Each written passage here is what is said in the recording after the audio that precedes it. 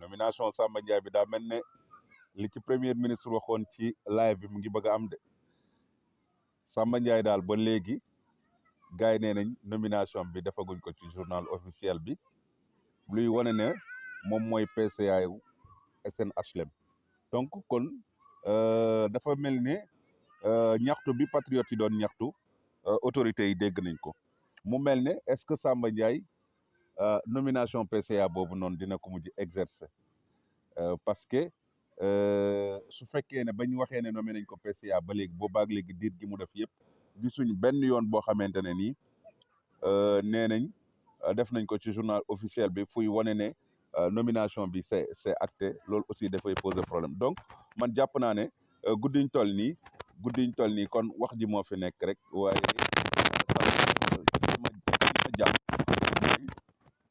xam naa ne daal est-ce que dana jël dina mujj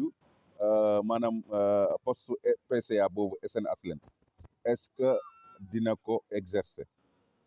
suñu sukkandikoo ci li nga xamante ne nii jot nañ ko xibaar yi nga xam ne bàyyi ko woon ci Seneweb kon dafa mel ni daal ñaxtu patriote yi nguur gi dégg na ko dégg gim ko dégg nag li ci kanam raw li bët mais liñ gisagum daal mooy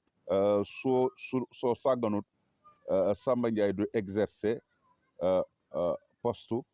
PCA bi nga xamante ne bu SNHLM bi nga xamante ne nii neewoon nañ nommé nañ ko